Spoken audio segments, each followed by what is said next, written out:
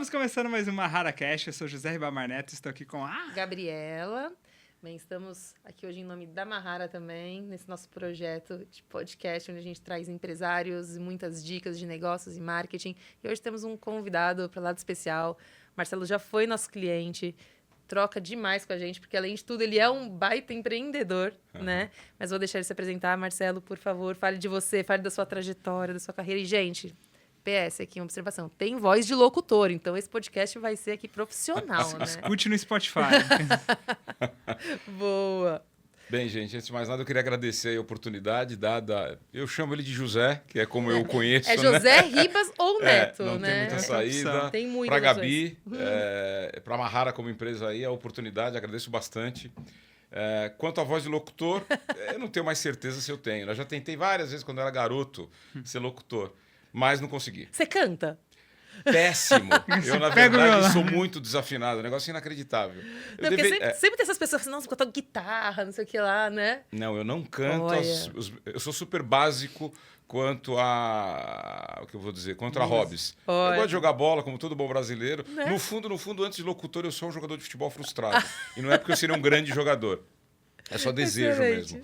Mas, gente, voltando, obrigado, Gabi, Imagina. obrigado, José, obrigado, Mahara, pela oportunidade. Meu nome é Marcelo Weber, Souza Santos. Apesar desse Weber, eu sou, na verdade, um típico paulistano, filho de nordestinos. Não tem nada a ver com o da Fórmula 1 lá. Nada a ver com o Weber da Fórmula 1, nem muito menos com os sociólogos, Max Weber. É só o nome mesmo dado pela minha mãe. O nordestino ele tem uma característica particular, né?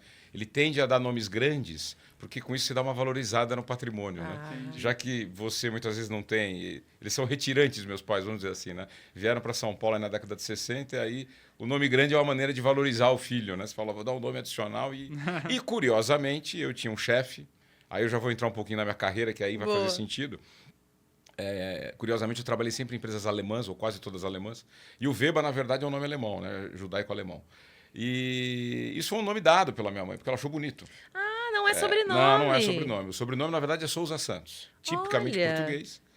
E sou um brasileiro típico, porque tenho, na verdade, origem indígena na família. Que barato. E eu tinha um chefe que dizia assim para mim, numa das empresas que eu trabalhei, a primeira empresa farmacêutica que eu trabalhei.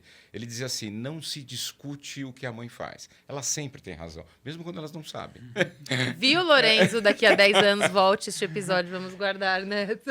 E os seus dois você já encaminha. Vou pôr meus filhos para escutar agora. E eu com esse nome, empresas alemãs, o único problema é que eu não falo alemão. Então, de vez em quando, eu estava em maus lençóis, né? Quando um alemão, obviamente, vindo do headquarters, queria falar comigo em alemão. Eu falei, olha, vamos manter o inglês, espanhol ou português, um pouco de italiano, mas alemão não vai. Bem, gente, falando rapidamente quem eu sou, eu tenho uma formação em publicidade e propaganda pela FAAP, que também foi a escola de formação do nosso saudoso Washington Oliveto, né, que nos deixou recentemente. Eu não sou da geração dele, sou uma geração anterior, mas obviamente ele influenciou muita gente nesse caminho da publicidade e propaganda.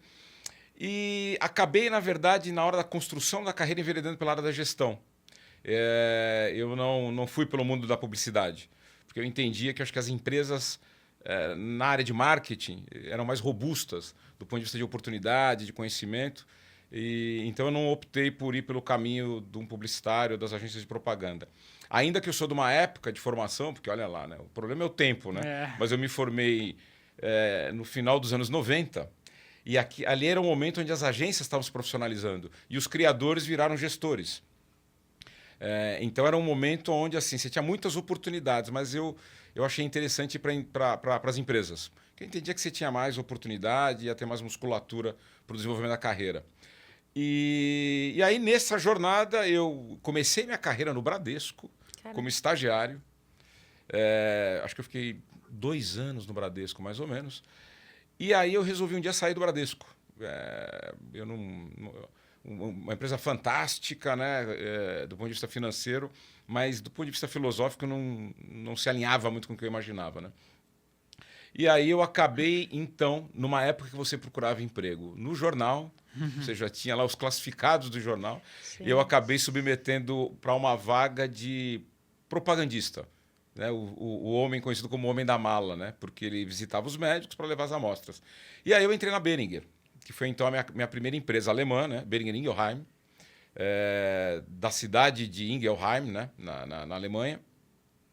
E fiquei na Boehringer um bom tempo, porque lá, assim, aí eu fiz uma jornada. Eu fiquei, acho que, 1 ano e meio como representante, visitando os médicos. Aprendi muito, né? Porque não é fácil você ter que falar com alguém e dar uma mensagem que, em geral, não quer falar com você. Então, você precisa ter muita cara de pau e muita agilidade em avançar na porta. É. E aí eu acabei depois 1 ano e meio indo para o marketing na Boehringer como gerente de produtos. E aí lá eu fiz uma carreira até final de 2001, que é quando então eu decidi sair da empresa, porque eu achava que já não tinha mais muita perspectiva de crescimento ali por mudanças estruturais. Na Boehringer, uma das coisas que foram fantásticas é que eu fui gerente de produto do Buscopan, que era um produto que naquela época era de prescrição, né, que a gente fala, né? Ainda, mas já com um cacuete de produto de consumo, e que hoje é um produto de consumo que nem pertence mais à Boehringer, né? Foi vendido já há muito tempo.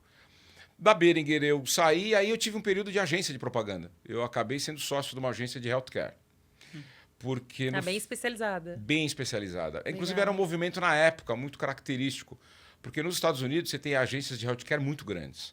Mas grandes por quê? Porque a indústria farmacêutica anuncia muito na mídia que a gente chama de mainstream. Nos Estados Unidos é muito mais fácil, né? Muito mais.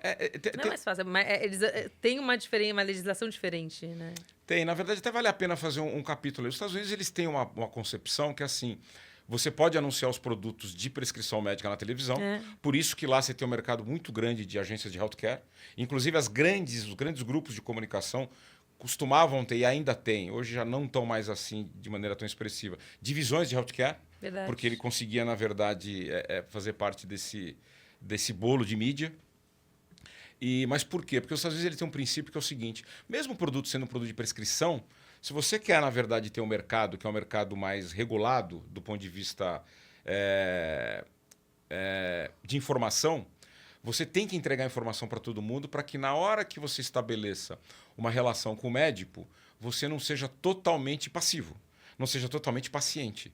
Ou seja, na medida que eu tenho informações sobre os produtos, eu posso questionar o médico, do lugar do leigo, obviamente, e isso dá ao médico uma demanda onde ele tem que entender que existe ali um diálogo, existe, de certa forma, uma negociação que não só é técnica. Olha. Então, a ideia deles é que quando você faz a comunicação de um produto de prescrição no meio de comunicação de massa, você consegue prover o cliente com informações para tentar equilibrar um pouco essa relação. Só. Você não ter só a informação que vem do médico, porque ele também pode levar a informação ali que ele quiser. Exatamente. Pode questionar, por que esse não esse? Exatamente. Não fica numa condição tão... Olha que legal. Porque não existe negociação vendido, né?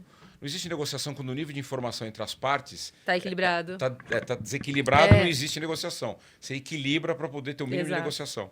E é mais ou menos essa tese americana de você poder anunciar curiosidade boa. Produtos na televisão, ou mesmo a história de eles terem lá um mercado de OTC, né, que é o produto de consumo, gigante, né? Que é o que os brasileiros adoram quando vão, na verdade, nas farmácias, nas drugstores americanas. Tem de tudo. E aí, na verdade, então, na Boehringer, eu acabei saindo, fiquei na agência de healthcare, mas eu fiquei 1 ano, mais ou menos, em parceria com uma agência que era grande na época, e ela quis montar uma divisão de healthcare. Valeu muito como aprendizado, valeu nada como ganho, né? Monetário.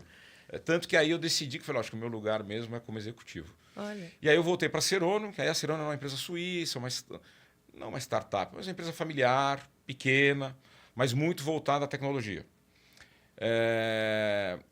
A Serono também tem uma história curiosa, porque na verdade ela é uma empresa que foi uma das primeiras empresas que começou a fazer uma transição de produtos para uma base tecnológica de biotecnologia, né? Que basicamente é você pegar organismos vivos, você fazer uma engenharia genética neles e eles passarem a produzir coisas humanas ou humanizadas. Né? Proteínas, por exemplo. Então, um exemplo é que a Serono ela inaugurou esse mercado propriamente em reprodução humana. Então, a reprodução humana que é o bebê de proveta, e você usa hormônios para estimular a ovulação da mulher. Você tem os produtos que a Serono, então, eram de origem, que a gente dizia, biológico, e aí depois virou biotecnológico. Qual é a diferença de um para outro? É que os produtos, por exemplo, de reprodução humana, os hormônios, inicialmente eles eram tirados da urina das mulheres grávidas, das mulheres na menopausa. Porque a mulher na menopausa tem uma concentração muito grande de alguns tipos de hormônio na urina. Então você pegava, purificava e fazia o produto. Com o tempo ela transformou isso em biotecnologia. Ela pegou uma espécie específica de hamster, alterou, na verdade, a sequência genética de uma célula do ovário e ele começou a produzir FSH humanizado. Então é isso que é o produto biotecnologizado, né? Vamos dizer assim. Uau. E olha aí pra- hoje olha isso é só, muito né? grande. Ela não foi a primeira, você tinha outras empresas. A própria Behringer tinha um produto que ela fazia isso, para fazer reperfusão cardiovascular em caso Show. de infarto. Nossa. E que também produzia uma proteína humana, mas através de uma matriz que não era humana, era mudada biotecnologicamente. E aí a Cerona fez uma carreira fantástica, eu diria assim. Era uma empresa pequena, uma empresa agressiva do ponto de vista de mercado. Quanto tempo você ficou lá? Na Cerona eu fiquei mais 10, 11 anos, eu acho. Caramba. Porque eu entrei na Cerona em 2001. A Cerona foi comprada pela Merck, que era uma empresa alemã, em 2006. Nossa. E eu saí em 2012. Então eu fiquei uns 11 anos. Legal. E lá eu fiz uma jornada desde gerente de marketing de uma linha de produtos até head de produtos de biotecnologia. Tá?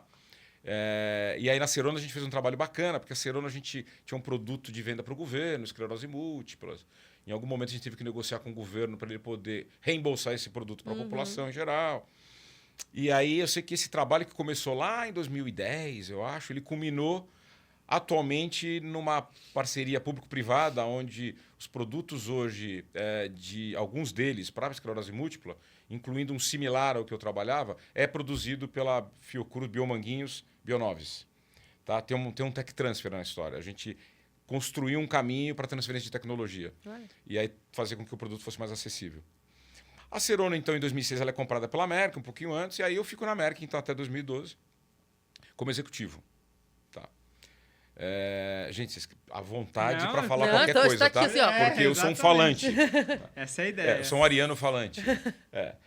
E aí, quando chegou no final de 2012, eu achei que minha jornada tinha terminado como executivo. Aí começa o segundo livro. Aí começa depois que você fala assim, Uau. eu devia ter ficado como executivo. acho que era melhor. Aí entra o outro Marcelo agora. Porque, olha assim, tem uma coisa, na verdade, como executivo, que é o seguinte. Ele é um mundo, na verdade, muito plural, muito complexo, te abre perspectivas gigantescas de você conhecer não só o mundo, outras culturas, mas como é que se faz negócio em outras culturas. Incrível.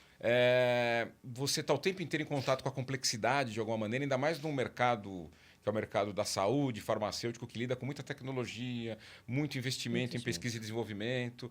Então, assim, esse lado do mundo executivo ele é impagável.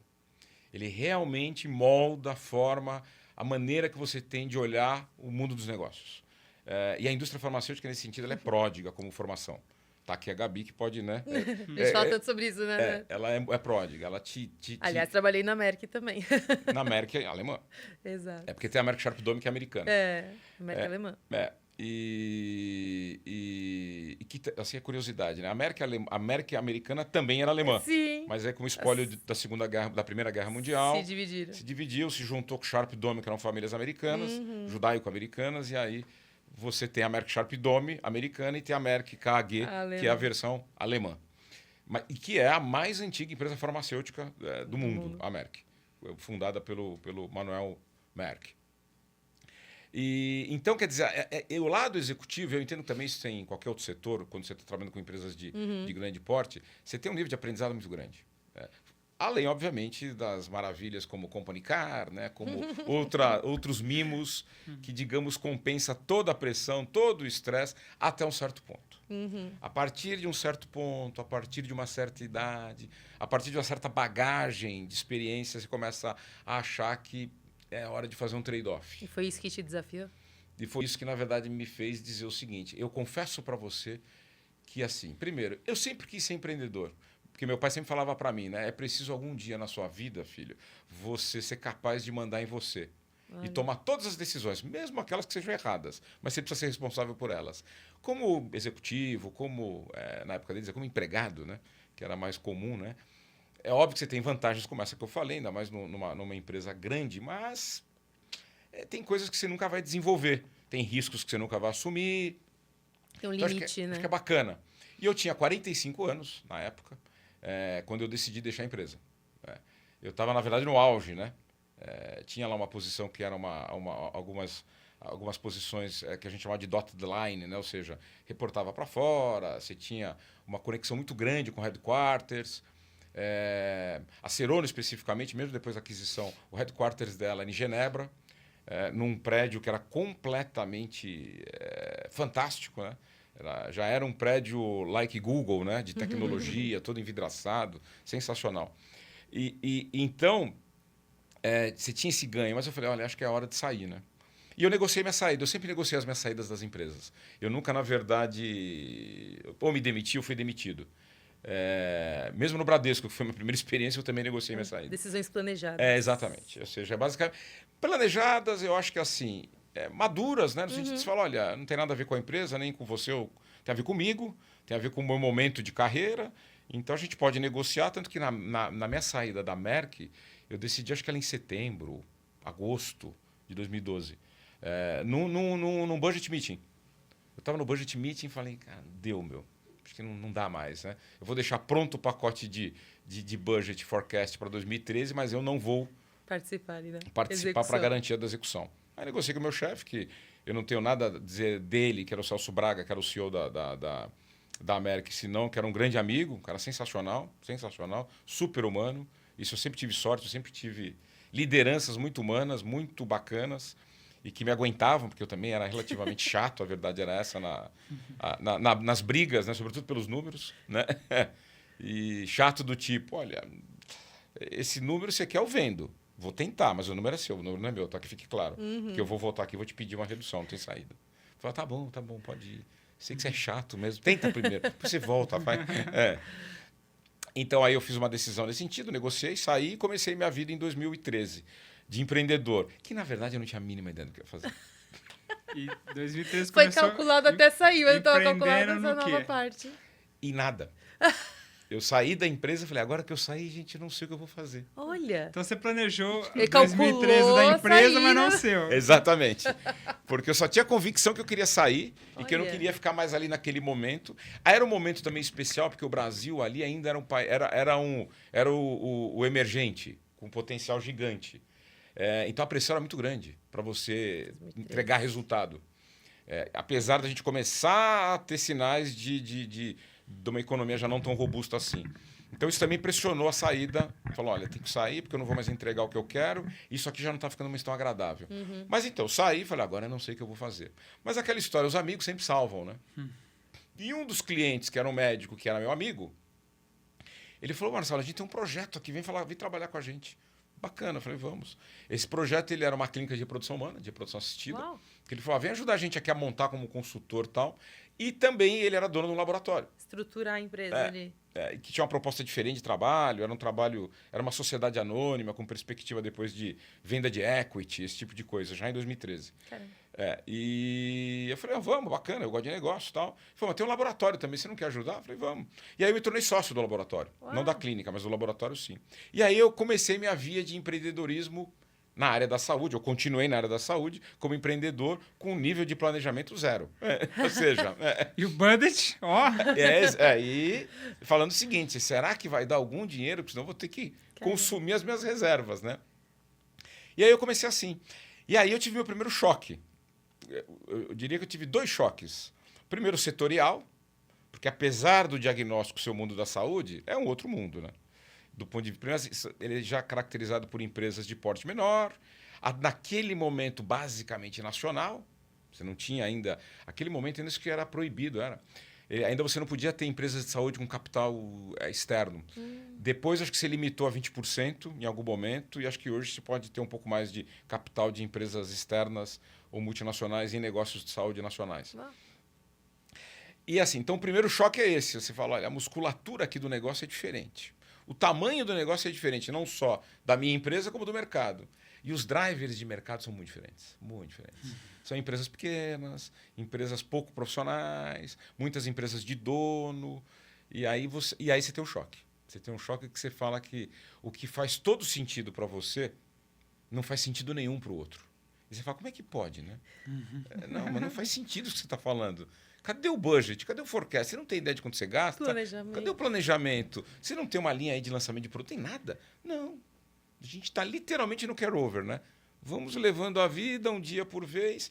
E isso foi duro. Aí me estressou. Porque eu que achava que de vez em quando o planejamento excessivo das grandes empresas era literalmente um obstáculo à criatividade, né? Lembrando que eu tenho uma formação de publicitário. Né? Apesar que depois eu fiz aí formações complementares de gestão estratégica na USP. Mas mesmo assim eu era um publicitário que gostava de uma certa indisciplina. A criatividade. Sim. A criatividade precisa da perspectiva do publicitário, né? Do gestor, ele fala, isso não cabe aqui, hein? E como o próprio Nizam Guanais, uma vez uma entrevista dele, ele falava assim, a nossa função como publicitários criativos não é necessariamente ser criativo, é primeiro ser eficiente. Né? Primeiro você tem que ser eficiente. Se a criatividade couber, que a criatividade que não vende exatamente. É peça de museu, né? Como diz Ricardo Dias. E aí esse foi um primeiro choque no mundo do empreendedorismo. Falei, puxa vida, e agora, hein? Por outro lado, o aprendizado que eu tinha me fez falar, olha, acho que a gente pode tentar adequar um pouco aí o olhar da história, né? Para essas empresas menores. E aí isso me fez tentar formatar esse conhecimento dentro de uma estrutura menor, com menos musculatura, um mercado muito menos profissional, um mercado que, ao contrário de onde eu vinha, ele não estava muito preocupado em construir demanda, né? Ele esperava a demanda chegar até ele, né? O que para mim era uma insanidade, né? Eu falei, como é que eu vou esperar a demanda chegar? Eu preciso ir, Sim. né? Atrás dela, né? Precisa fazer como o Milton Nascimento diz, né? O artista tem que estar onde o povo está. E a gente de marketing é onde está o consumidor, né? Senão não tem um negócio. Mas eu consegui me adequar e a gente cresceu bastante na maneira como eu reestruturei a operação. Com alguma dorzinha de vez em quando. Falei, puxa, não vai ter nenhum encontro internacional para discutir as tendências do mundo. Não vai ter nada disso. É só esse dia a dia aqui mesmo, né? E quanto tempo intenso. foi isso? Olha, então isso eu comecei em 2013, especificamente nesse laboratório. Nesse intervalo eu acabei também participando de algumas startups. Legal. Em 2013 eu adquiri um stake numa startup de teste genético para nutrição, que ainda era uma coisa que estava começando. Foi se envolvendo ainda dentro Exatamente. Que essa empresa depois foi vendida. E ao contrário do que o pessoal gosta de dizer, né? Eu vendi a startup e falava, nossa, deve ter feito um cash-in fantástico, depois um cash-off. Não fiz nada também. Prejuízo quando eu saí. Foi só o que eu digo, né? Basicamente, o investimento que eu fiz equivaleu mais ou menos a uma pós-graduação. Né? Eu paguei, aprendi, mas eu ganhei o aprendizado. Não monetizei nada na operação para mim. E aí eu fiquei, na verdade, nesta empresa como sócio até 2019, quando começou a pandemia. Mais ou menos, 19, 20, eu acabei falando, acho que acabou a minha jornada. Mas foi longo, hein? 13, foi, para você ter uma ideia, a gente pegou a empresa naquela época, onde a gente triplicou por 3 o faturamento dela nesse período. Com novos produtos, novas tecnologias, um modelo diferente de construção de demanda, visitação, esse tipo de coisa. Então, assim, foi bacana. Você transformou ali realmente numa empresa. Numa empresa. Que tinha ali não com o nível de governança que eu queria, né? Mas numa empresa que pelo menos pensava as funções marketing, promoção, vendas e um pouco de finanças também, né? Um pouco de inteligência financeira, a gente conseguiu. Não conseguiu mudar tudo, até porque eu era um minoritário, com total autonomia, já que o majoritário falou, olha, carta branca para você mexer na operação. Então foi um sucesso nesse sentido. Só que aí eu falei, olha, eu vou dar um tempo, vou tentar buscar alguma outra coisa que talvez não seja saúde, sei lá. Mas aí veio a pandemia. A gente se cruza. Aí veio a pandemia a gente falou, se cruzou na pandemia. Verdade. Exatamente. Falei, a pandemia foi, né? Foi, acho que época do Covid. 21, né? Época do Covid, é isso mesmo. Foi em 21. Puxa, é que a pandemia é engraçado, né? Ela parece que tá perto e tá longe. Ela é só certa bruma quando você fala da pandemia, né? Você vê ela no retrovisor, mas você não consegue determinar a distância exata dela. Foi 2021. Muito, né? E muito estranho ainda ser. E aí veio a pandemia. Eu falei, bem, eu não tenho muito o que fazer, né? Eu já tinha saído do laboratório desse, né? Porque 19 para 20, pandemia, quer dizer, o lockdown começa a 20, março, porque eu me lembro que eu mudei de apartamento. Foi, bem comecinho de 20. Começou ali pro carnaval. Mudei de apartamento. Eu me lembro eu mudei de apartamento uma semana depois veio o lockdown, março. Falei, bem, agora não tem muito o que fazer, né? Eu vou sair dessa operação, até porque eu não vou ter muita interferência a mais. Eu já tinha, na verdade, um contato com uma empresa que prestava serviço para o laboratório que eu era sócio, que era o Clinimol, que era uma empresa de biologia molecular, né? Eu já conhecia o Carlos, que era o fundador. Mas até então a gente, né? Ele era um prestador de serviço, eu era amigo dele, mas não tinha nada assim. E a gente tinha projetos, porque como eu já tinha tido essa experiência em 2013 de testes genéticos, que a gente fala de lifestyle, falei, olha, pode ser um potencial. E aí, na verdade, também tem o seguinte, entre 19 e comecinho de 20, eu comecei a fazer startup justamente do que a gente chama de um dry lab. O dry lab também é uma invenção americana, mas que é bacana, que é o seguinte, é um laboratório, mas que não tem operação, só marketing e vendas. Ou seja, o negócio é foco em produto, foco em inovação, e ele tem um parceiro que executa, que aí é o Wet Lab, que é um laboratório molhado, Que de tá ali no verdade. front. Exato, Mas como veio a pandemia, eu falei, bem, vou ter que recuar, porque qualquer capital que eu coloque aqui não vai funcionar, porque agora a prioridade é outra. Uma delas é se manter vivo, né? E a outra é... Rodar exame de Covid. Era E aí coisa que os laboratórios faziam, virou né? isso, Covid. Nossa. Covid.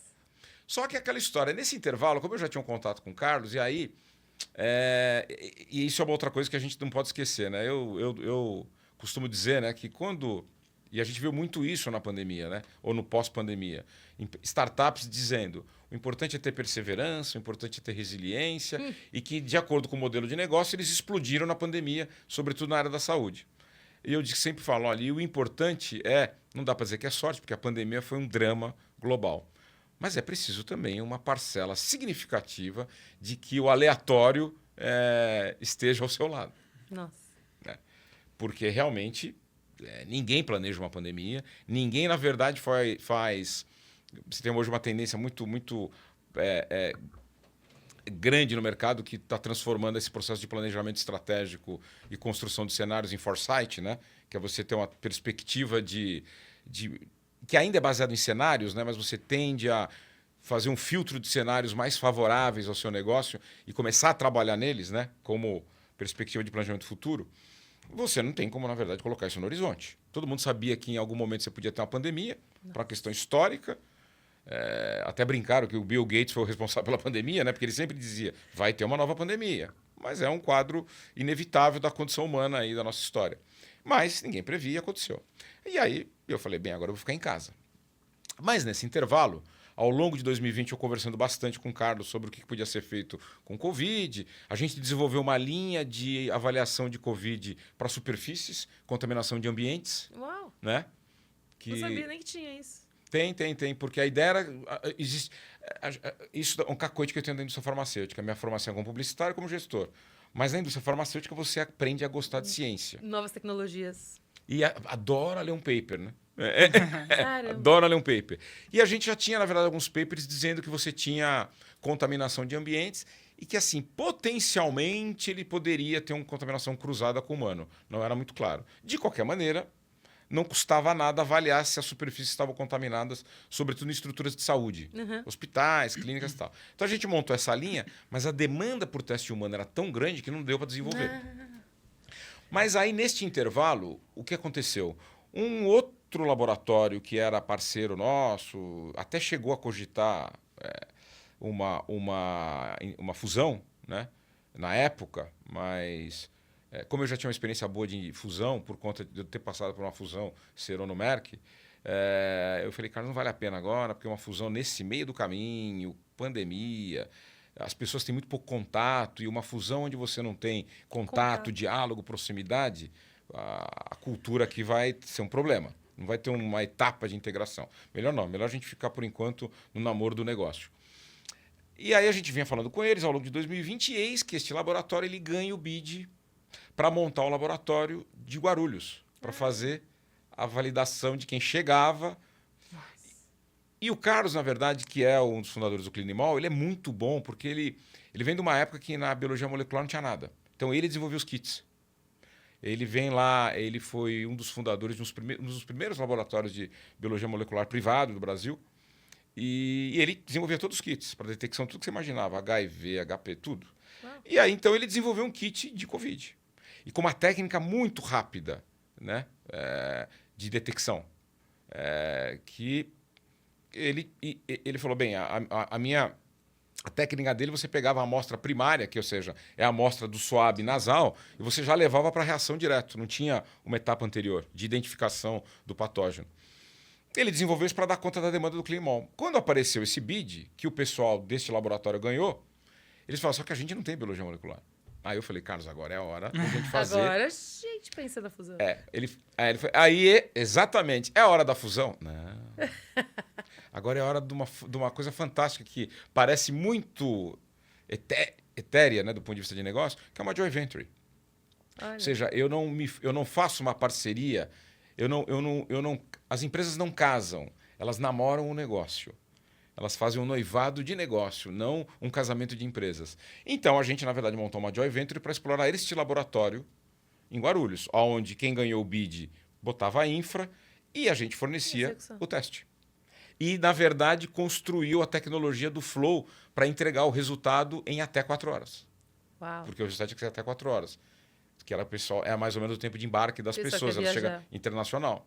Gente, eu lembro muito disso. Eu lembro, total. Eu lembro É. a gente criando as campanhas. Nossa. Exatamente. E aí a gente montou o laboratório dentro de Guarulhos, que foi o primeiro laboratório do Brasil dentro do aeroporto. A Anvisa, nesse aspecto, e a Covisa, no caso, em Guarulhos, foram fantásticos, porque eles mesmos falaram, olha, que a gente vai montar, vamos, porque a gente está no meio de uma emergência sanitária.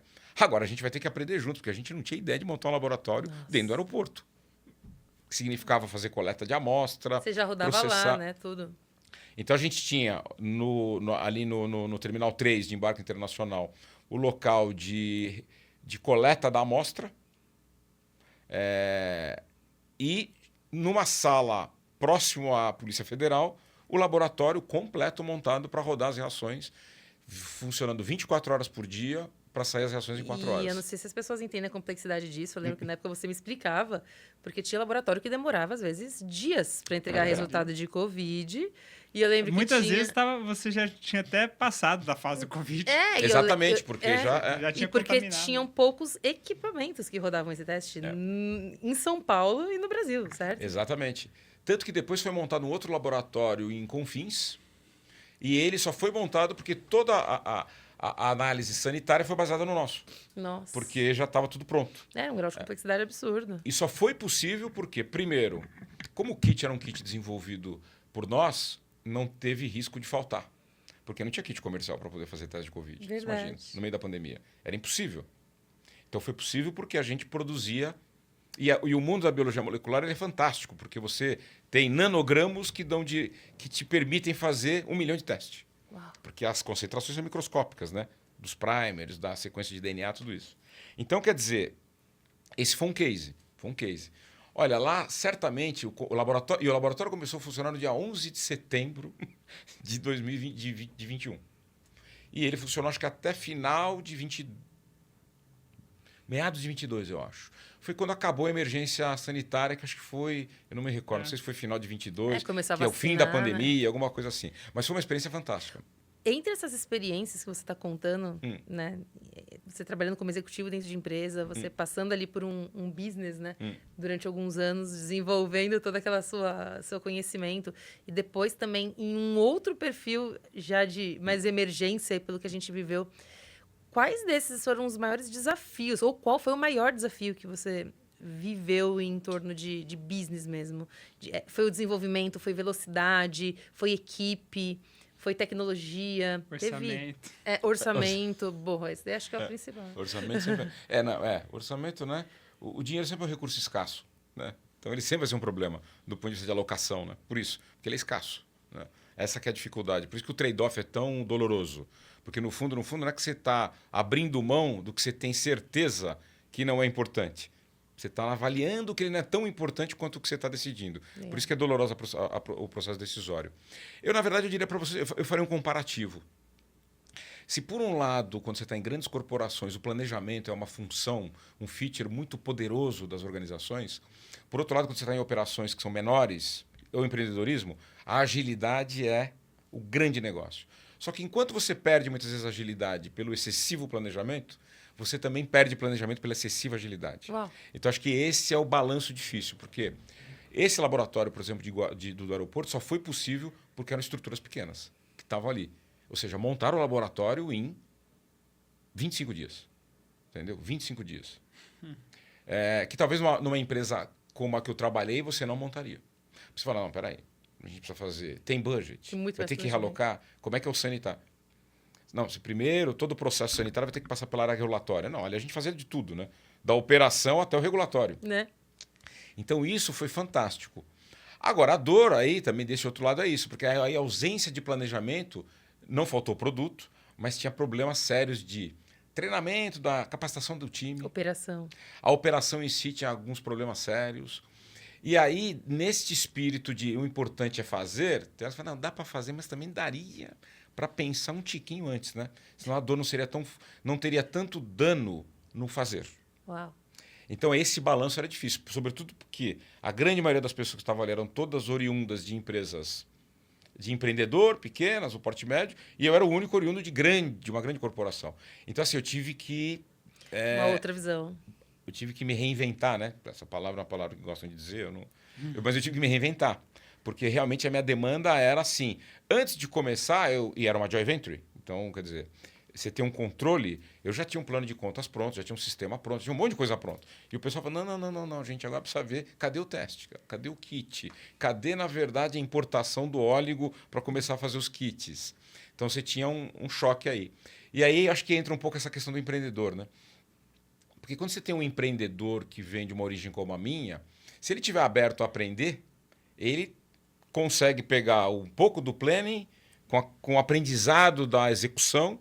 E aí o que a gente fala cada vez mais hoje, não, é tão importante quanto a estratégia e a execução.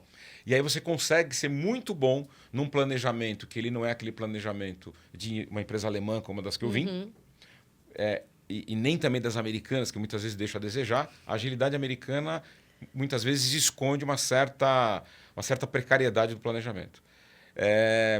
Então você não tem que ter um planejamento tão robusto quanto esse para poder ter velocidade de execução, mas também não dá para ter nada. Então acho que o empreendedor ele vem de um lugar que é esse lugar onde ele consegue e ele tem que ter esse equilíbrio. Não dá para achar que o empreendedor é só coração, que aí tem uma corrente que acha que ele é só coração. Ele é só, por exemplo, dar conta de uma dor do mercado ou de um certo público. Sim. Mas muitas vezes essa dor deste mercado ou deste certo público, ela não caracteriza um mercado. Pode ser um mercado que você venha construir, mas num tempo que você não tem e nem tem o recurso necessário para construir. Então você fala, a dor é fantástica, a oportunidade está aí. Até tem a tecnologia, mas a jornada é muito longa, é muito maior do que eu, né? Não tem como fazer isso. E o que é uma dor para o empreendedor, o que muitas vezes você quer fazer.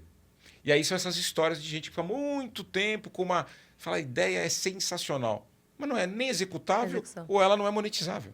Não agora, pelo menos. Talvez seja no futuro. Né?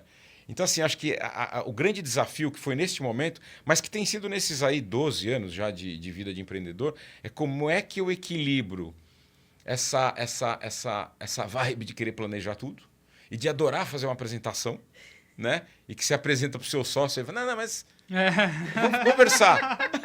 Não, mas eu fiquei, gente, uma semana. Número, dado de mercado, dado de penetração de mercado, qual que é o tamanho do mercado que eu vou fazer, onde eu vou... não, parece que é bacana, hein? Mas e aí? Então você tem que, de vez em quando, recuar, né? Nem tanto é uma visão minha crítica deste, né, do que eu chamo muitas vezes da boutique startup ou empreendedorismo, porque de vez em quando tem um quê de boutique, né? Da história do... Nem tanto um pitch, que muito sinceramente, para mim, um pitch não diz nada. Você pode até ser, olha que bonito, mas é o seguinte, é uma narrativa construída da perspectiva de alguém que quer vender uma ideia, não um negócio. Agora, o que é um negócio? Tem mercado, qual é a inversão, qual é o retorno, qual é a margem, em quanto tempo, tem payback, tem cashback, tem o quê? Tem tudo ou não tem? Dados, né? Tem dados. Então não dá, então acho que assim, nem tanto uma apresentação como eu cheguei a fazer na minha vida de executivo, onde eu tinha apresentações de 150 telas com 250 telas de backup. Né? Só de dados. Só de dados, só backup. Você fazia a apresentação de 400 telas. Né? E a maioria era backup. Das 150 você apresentava muitas vezes 50, porque aí começava a discussão, não dava tempo para fazer o resto. Mas os dados estavam lá. Você estava preparado para tudo. Então, assim, não dá para ficar nesse lugar. Eu já aprendi, né? Então, hoje as minhas apresentações têm, talvez, as maiores 40 telas, 40, né? E hoje, Marcelo, o que você está empreendendo hoje? Você continua no laboratório? Como é que tá? Então, hoje, na verdade, o que eu estou fazendo é o seguinte. Acabada a pandemia, acabado isso tudo, eu virei sócio do laboratório e depois saí. Tá? Porque eu tenho aí uma tendência a entrar e sair, até porque eu tenho algumas premissas de negócio que me guiam. Então, uma delas, assim, eu nunca pego stakes muito grandes nas empresas. Eu gosto mais de smart money do que colocar, na verdade, inversão de capital. Muitas vezes eu coloco um capital pequeno, mas justamente eu agrego smart money para fazer a coisa acontecer, porque eu gosto. Então, por isso E que eu você fico entra na execução. Exatamente. Por isso que eu fico pouco tempo, pouco stake. E aí eu saí do laboratório, porque a minha pandemia já estava acabando. E aí, em 2023, eu fiquei pensando o que fazer. Buscando tecnologias que eu pudesse aplicar na saúde. Fiz muitos contatos, você vê que tem muita coisa no mundo. Você vê que o Brasil, na verdade, é um país que ele tem um lado bom e um lado ruim. O lado bom é que, em geral, nós não estamos no radar das grandes corporações, das grandes inovações, quando você vê por aí. Muita Então, geralmente, você oportunidade. fala, olha, não lembram de nós. E quando você fala, na verdade, com essas empresas, você fala, cara, o Brasil não está em lugar nenhum, viu? Eu vou primeiro lançar nos Estados Unidos, depois eu devo ir para a Europa, a Ásia, mas a América Latina, nem só o Brasil, né? América Latina não é o meu negócio, porque eu não conheço o mercado, é muito peculiar, então não tem É bem interesse. diferente, né? O bom é qual é? Fala, não é o seu negócio? Não. Então não está, na verdade, no seu forecast, né? Não, não está. Então eu vou dar um upside para você de vendas. Porque qualquer coisa que eu vendo aqui é adicional, né? Pode ser. Então eu fiquei 23 nessa pegada, na área diagnóstica, Vendo essas buscando oportunidades. tecnologias, esse tipo de coisa. E aí, essas duas empresas que eu fui sócio, tem um detalhe particular do mercado diagnóstico, que o pós-pandemia é um problema. Porque as empresas só faziam Covid. Muitas delas cresceram muito com Covid. Muitas delas, por exemplo, não faziam biologia molecular e passaram a fazer. Agora, no pós-Covid, o mercado é outro. Voltamos ao mercado que era antes. Essas empresas muitas vezes não sabem o que fazer com os equipamentos que eles compraram de biologia molecular, estão tentando aprender. Então, o mercado, a dinâmica competitiva do mercado mudou muito. E isso impacta, na verdade, o bottom line e impacta, na verdade, receita. E o que a gente está tentando fazer agora, então, nessas duas empresas que eu fui sócio, eles me chamaram para começar a fazer um processo de merger, de fusão. Tá? Uma de análises clínicas, outra de biologia molecular. A gente, obviamente, fez uma joint venture para começar a namorar e a explorar alguns negócios juntos, mas a ideia é, no futuro, unir tudo, ficar num único negócio. Como explorar melhor isso? Voltado, sobretudo, para testes ou para exames de valor agregado, particular, não o mercado de plano de saúde, que é um mercado que aí lida com questões mais básicas, e é um mercado já, eu não digo saturado, mas é um mercado problemático hoje, né, por questão de rentabilidade das seguradoras ou dos planos de saúde, então é um mercado difícil. Então, o foco é tecnologia aplicada à saúde, sobretudo para ganho de eficiência, ganho de conveniência ou de uma experiência melhor do paciente ou do cliente na consecução do exame, e ampliação de acesso, né? Porque aí com a tecnologia você consegue muitas vezes entrar em mercados, em praças, ou estar conquistando segmentos de clientes que você, sem ela, não conquistaria e não poderia explorar. Então a gente está hoje nesse caminho, tentar unir as duas operações, iniciando com um processo de aproximação para uma joint venture, com foco em testes inovadores e que acoplados, de alguma maneira, à tecnologia, ou tecnologia médica de saúde, ou tecnologia digital mesmo que agrega. Tá? Isso é legal, eu ia te perguntar o que você vê de futuro, né? Como oportunidades. Eu acho que essa parte de tecnologia, você já acabou de falar. Olha, o futuro aí ele é promissor. Você trouxe o anel? Eu tava olhando o seu anel. Lembra Não, que a não gente trouxe, conversou? não trouxe. Você viu agora que acabaram de lançar, acho que o anel, na verdade, ele já é que foi uma das experiências que estava atrás, que é o anel que ele basicamente monitora seus sinais de saúde, né? Eu experimentei alguns, validei, mas a etapa seguinte era a gente conseguir construir uma aplicação nacional, né? Mas eu acabei não avançando no projeto ainda. A Samsung Ainda não. trouxe, né? Trouxe. Agora a Samsung trouxe, mas tinha uma outra empresa anterior à Samsung que lançou. Inclusive, eu acho que a Samsung faz algumas aplicações deles, que chama Oura, que já vinha com esses anéis, né, desenvolvendo. Mas eu acho que o anel é um exemplo do que a gente tem de tecnologia aplicada à saúde e que eu acho que acontece assim. E que eu acho que é uma das coisas que a tecnologia tem trazido, sobretudo a digital. Que o pessoal fala de desintermediação, mas geralmente a desintermediação tem a ver com a desintermediação do canal de vendas, né? Então eu tiro um distribuidor do meio caminho, faço a venda direto para o consumidor ou vice-versa. Mas eu acho que também tem um processo de desintermediação de alguns profissionais que estão no meio entre você, cliente, e a solução, né? Passa, inclusive, pelos profissionais de saúde. Né? Acho que tem um processo de mudança radical. Você já tem uma série de... Por exemplo, uma coisa que eu acho que é o futuro.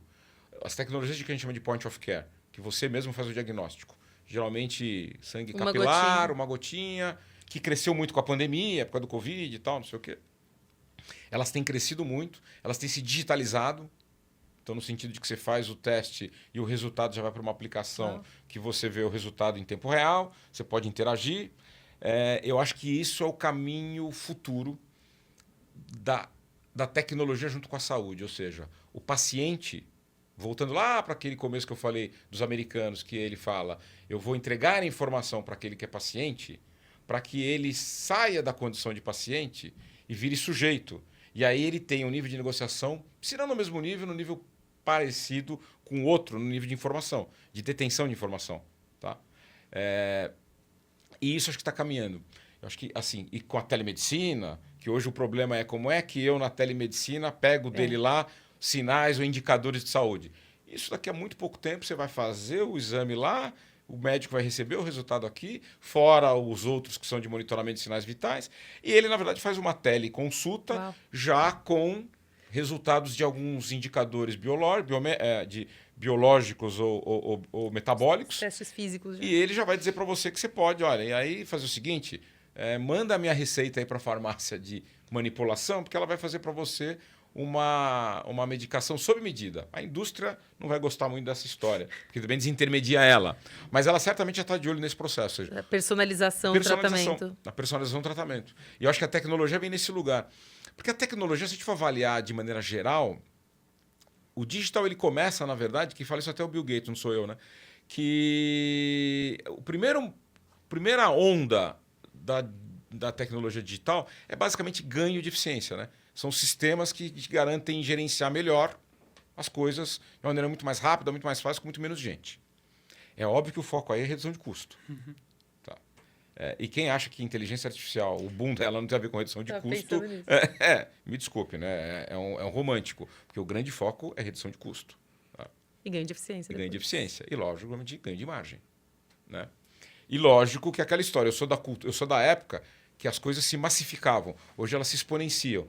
E não é só uma terminologia, é porque realmente a abrangência é muito maior do que a massa. O pessoal vai ter dificuldade de fazer os cortes depois. Não, falar a verdade, minha cabeça tá assim, cara. Eu tô até ele vai quieto falando, aqui, ele vai falando as frases assim, eu fico, caraca, são vários cortes, né?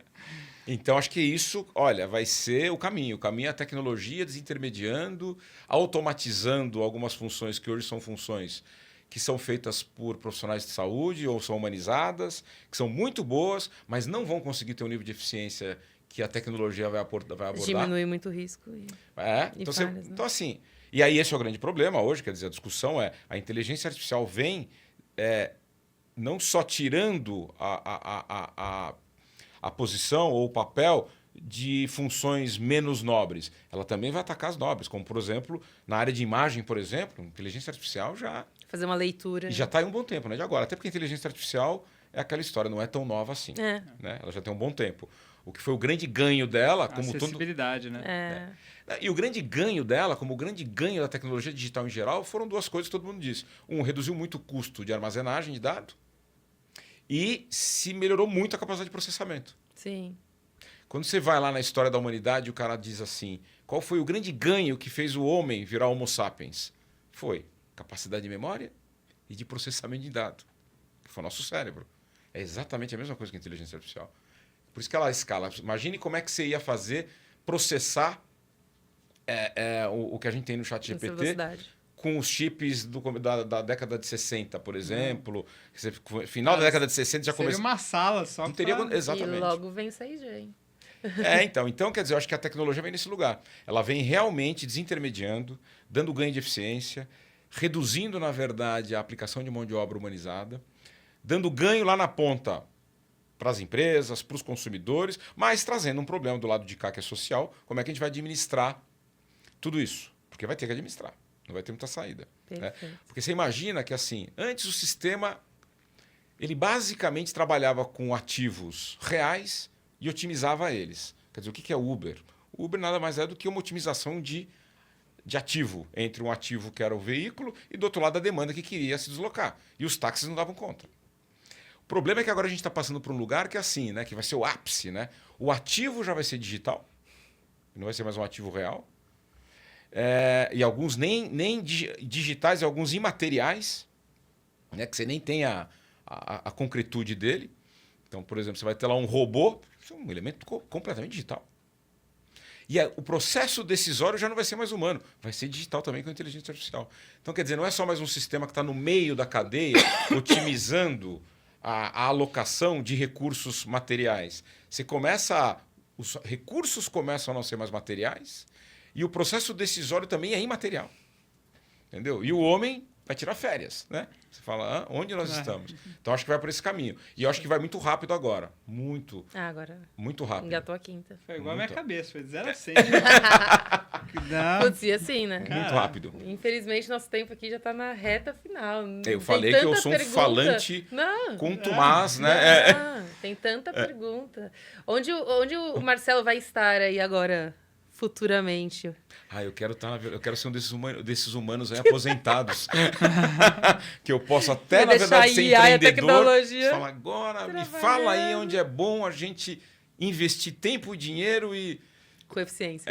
Porque assim, eu imagino que eu pretendo nunca parar de pensar. Legal. Mas é aquela história, né? Tem algumas vantagens em envelhecer, né? Acho que assim, uma delas é que você consegue ser um pouco mais, como é que eu vou dizer, ciente das suas limitações, ciente de que o tempo da vida não é o seu tempo, né? E a gente tem muita ansiedade porque a gente acha que a vida precisa ter o mesmo tempo das nossas prioridades. Não tem, me desculpe. A vida tem um outro ritmo, tem uma outra prioridade. A sabedoria está em você entender isso, né? Onde o Marcelo vai estar? Espero que seja mais sábio do que velho, porque a gente brinca, né? Que você se torne sábio antes de envelhecer, porque senão não vai ser bom. Não vai ser bom. Não sei se vou estar em São Paulo. Se você vai estar em São Paulo, você vai estar na praia, gente. Olha, praia ainda continua sendo um lugar material delicioso. Espero que essa a gente não digitalize. Não muda. Essa não vai mudar. Marcelo, obrigada. Foi, assim, excelente. O pessoal vai ter dificuldade de cortar. Vou ter que assistir de novo. Eu vou ter que... Não, a gente vai ter que voltar no... Vamos ter que voltar. O Neto fala que ele escuta meus áudios no 2.0, né? Ele vai ter que escutar aqui no X, meio, só pra ficar anotando isso eu não consegui ainda. O meu filho de 19 anos ouve e eu não consigo. Isso eu ainda prefiro ir de uma maneira... Até porque eu esqueci de dizer, né? Eu fiz publicidade e propaganda, mas o meu primeiro semestre na FAB foi em cinema, que era o meu sonho. Uau. Fazer cinema, entendeu? Então, eu não consigo ainda. Eu gosto de digerir a arte num tempo real, não num tempo... Uau. O Marcelo é muito multitask. Pois é. Marcelo, obrigada. Foi sensacional. Gente, eu que agradeço vocês. Desculpa se eu falei muito, se eu falei rápido. Isso. Se eu consegui conectar as ideias ou elas ficaram um pouco dispersas. Foram aulas e aulas. Para quem depois vai estar lá vendo a gente de fato, eu peço paciência, né? Você tem Instagram, LinkedIn? Como que as pessoas te acham, se quiser? Eu tenho... Olha, o Instagram eu tenho, mas eu diria que eu não tenho. Low profile. Porque ele é completamente privado. Né? E aí tem alguns conceitos meus quanto à tecnologia que eu gosto. Eu gosto de... Tem os limites. Ter um Instagram que seja um Instagram que vocês podem estar, porque o Instagram é para os amigos só. E eu tenho o LinkedIn, mas aí eu preciso depois, porque eu não sei o endereço. Olha, vai precisar nós vamos deixar. Depois eu posso passar, porque eu não tenho. Mas o LinkedIn, sim, acho que é uma rede bacana tal para a gente interagir. A gente traz o Marcelo daqui a um tempo também para ver o que evoluiu dessa jornada. Vai ser um prazer. Isso é legal. Imagina um papo dele com o Bruno. Nossa Senhora. Só os caras da tecnologia. A gente vai deixar os caras conversar aqui. Só roda. Vai ser um prazer, gente. Obrigada, Obrigadão, Marcelo. Sensacional. Obrigada por aceitar nosso convite, pelo tempo. Sensacional. Obrigado. E sucesso na sua jornada agora. Obrigado, Gabi. Obrigado, José. Obrigado, galera, que depois vai estar assistindo aí pela paciência de vocês. E vai ser um prazer voltar aqui, gente. Obrigada, gente. Até mais. Valeu. Tchau, tchau.